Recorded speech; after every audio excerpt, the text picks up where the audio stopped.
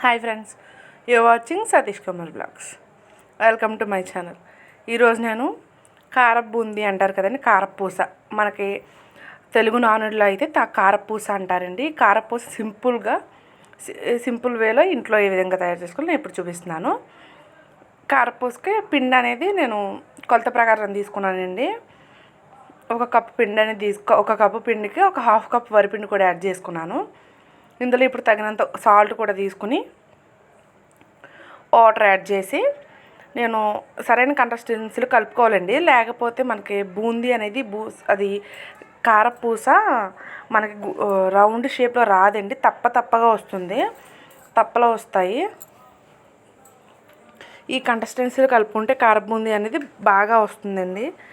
ఈ కారపు బూందీకి సంబంధించి కారపూస దూసుకోవడానికి అబక టైప్లో ఉంటుందండి. అది దాంట్లో మనం పిండి వేసుకొని వీడియోలో చూపించిన విధంగా పైకి కిందకి మనం అబకను ఊపుతూ ఉంటే బూందీ కారపూస అనేది పడిపోతుందండి.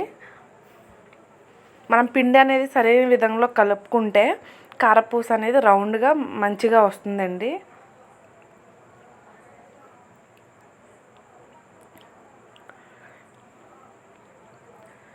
కారపూస వచ్చేసి మా అమ్మ వాళ్ళ ఇంటికి వెళ్ళానండి రీసెంట్గా. అక్కడికి వెళ్ళినప్పుడు మా అమ్మ అయితే వండారు. అమ్మకి నేను కూడా కొంచెం హెల్ప్ చేశానండి. ఈ కారపూస అనేది మనం సరైన కొలతలతో చేసుకుంటే చాలా అంటే చాలా బాగా వస్తుందండి. మేమేంటంటే 1 కేజీ శనగపిండికి 2 కేజీలు శనగపిండి, 1 కేజీ వరిపిండి అలా తీసుకున్నామండి.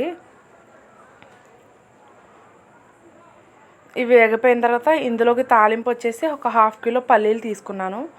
ఈ పల్లీలు కూడా మనకి లోపల పచ్చి అంతా పోయేంత వరకు ఫ్రై చేసేసుకోవాలండి.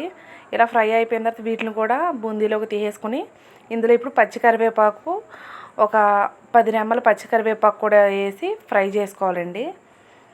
ఇలా ఫ్రై అయిపోయిన తర్వాత ఈ కరివేపాకును కూడా అందులోకి బూందీలోకి యాడ్ చేసేసుకోవాలి.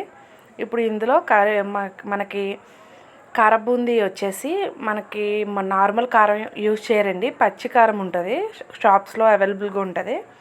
ఈ పచ్చి కారాన్ని ఎక్కువగా పచ్చళ్ళలో కూడా వాడతారు, ఎక్కువగా పచ్చళ్ళలోనే వాడతారండి.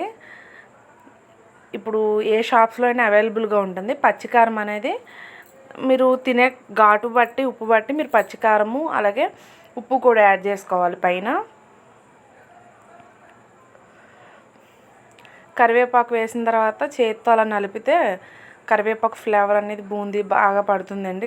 చాలా బాగుంటుంది కారపూస. బూందీ అంటారు, కారపూస అంటారు ఫ్రెండ్స్. ఇలా మా అమ్మ కలుపుతున్నారండి. ఇలా చూపించిన విధంగా పైకి కిందకి కలుపుకుంటే ఉప్పు కారం అలాగే పల్లీలు కరివేపాకు అంతా కూడా సమంగా కలుస్తాయండి.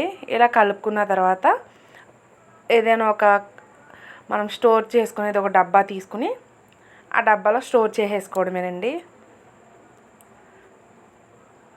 మనం ఇంట్లోనే చేసుకుంటాం కాబట్టి మనకి ఎక్కువ రోజులు నిల్వ ఉంటుందండి. ఎందుకంటే బయట కారపూస కొనుక్కొస్తే ఒక 5 or 7 days కల్లా కొంచెం తుప్పు కంపు వస్తుందండి. అదే మనం ఇంట్లో కారపూస దూసుకుంటే దగ్గరగా 1 month అయినా ఉంటుంది ఫ్రెండ్స్ నిల్వ. అంతే ఫ్రెండ్స్. అంటే మరిన్ని యూస్ఫుల్ వీడియోస్ కోసం ఇప్పుడే నా ఛానల్ని సబ్స్క్రైబ్ చేసుకోండి.